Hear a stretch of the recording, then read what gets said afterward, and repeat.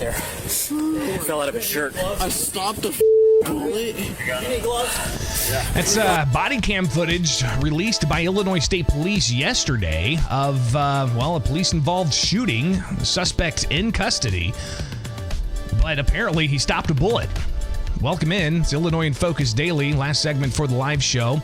And a source tipped me off to this, and I didn't see it at first, but it's from Illinois State Police, and it's body cam footage of a recent incident on February 6th. I'll just read to you the narrative here that Illinois State Police sent out in releasing this body cam footage. So let's go ahead and get into this here. Let me just do something here, and another quick change here. Full screen that. There you go. All right, so the narrative says, on February 6, 2025, just after 9:35 a.m., Illinois State Police officers were alerted to a vehicle believed to be involved in an armed robbery in Texas, traveling on I-74 in Champaign County. Officers began to track the vehicle as it headed north into McLean County. Around 10:30 in the morning, the vehicle stopped at a gas station in Lexington, and one occupant, 19-year-old Joseph Martin Hernandez from Texas, exited the vehicle and entered the gas station. Shortly after, officers arrived at the gas station and attempted to take the driver, 18-year-old Ryan Aaron Stanley Hurst from Arkansas, into custody. And you can see here some of the scenes that Illinois State Police shared with their body cam footage. It's pretty harrowing, but you can see they pull up, got an officer across the way, and shots are fired. So we'll obviously get to some more of the body cam footage. It's about 11 minutes long that State Police put out, and it's again, viewer discretion advised. Right? I'm not going to show the whole thing because YouTube might censor it, but here's just some of the them pulling up to the scene where one suspect that went inside gets on his knees and is at gunpoint, gets down, but then all of a sudden shots start ringing out, and you can hear some of the shots fired. Police officers trying to retreat.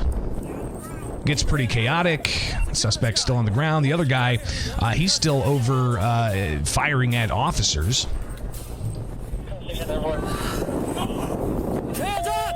Yeah, and you can see the bullets in the glass. Oh boy, that's rough stuff.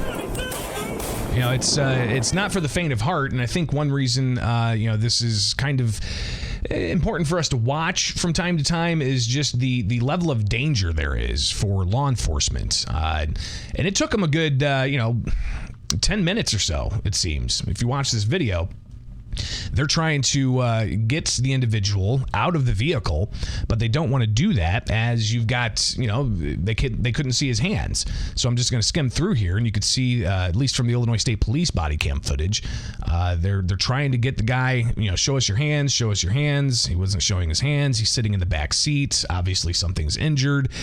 Turns out that he had a broken arm, but clearly a lot of shots fired. Gosh, I don't even know how many shots were fired. So they ultimately do get him to, show his hands as they approach the vehicle, and they drag him out of the car, and we'll show a little bit of that here in a moment. But back to the narrative from Illinois State Police. Shortly after officers arrived at the gas station in an attempt to take the driver, 18-year-old Ryan Aaron Stanley Hurst from Arkansas, into custody. Hurst pointed a gun at officers, and officers exchanged gunfire, striking Hurst. Officers began providing first aid until Hurst was transported to the hospital and has since been released. Hernandez was not injured and was taken into custody for further investigation. No officers were injured.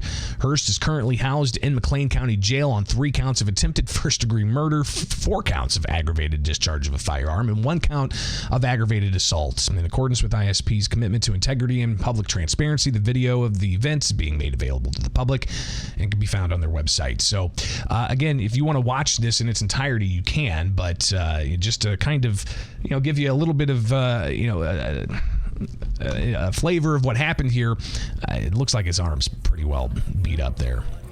But you can hear, they start trying to look for any kind of gun wound, and they really couldn't find anything until, they roll him over and...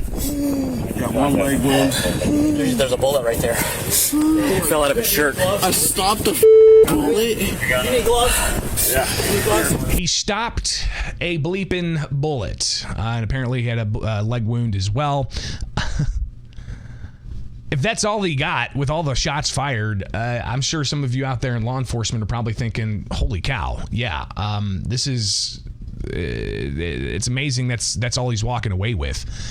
But that's not the only thing he's walking away with. Hurst, again, charged with 3 counts of attempted first-degree murder, 4 counts of aggravated discharge of a firearm, and 1 count of aggravated assault. And I imagine that he's also going to be facing counts in Texas where he's suspected to have, robbed a bank or robbed a place, armed robbery. But, geez, he stopped a bullet. Got 1 leg wound. There's a bullet right there. It fell out of his shirt. I stopped the bullet. You need gloves? Wow. It's, again, pretty incredible stuff. Something you don't see every day, and we'll see how this case progresses, if at all. It's Illinois in Focus Daily. I'm Greg Bishop. Like, subscribe, hit that notification bell, and wake up with us as we wake you up in the morning show. It's live to tape. Join the live chat. Pretty lively in there. People talking about was it a 9mm probably? Did anyone hear about the police officer from Abington who got kidnapped? I didn't hear that story. And listen, if you guys have other similar stories, I can't have my eyes on everything, right? I watch what happens at the State House very closely. But if you can send me what you're seeing out there, it's very beneficial. You can email me, gbishop@ilnews.org, gbishop@ilnews.org. Somebody else shared with me a proposed bill at the State House that we're going to have to follow up on about saying that, certain individuals who may be suffering from a mental health crisis who strike an officer aren't going to be charged to a certain level. Some police have serious problems with that issue. So there's going to be a lot of law enforcement issues that come up at the State House every year. We'll be tracking those as well. All right, get the newsletter, thecentersquare.com. Wake up with us here with The Center Square on YouTube, and get the podcast where you get podcasts if you can't make the live show. All right, we'll see you next week.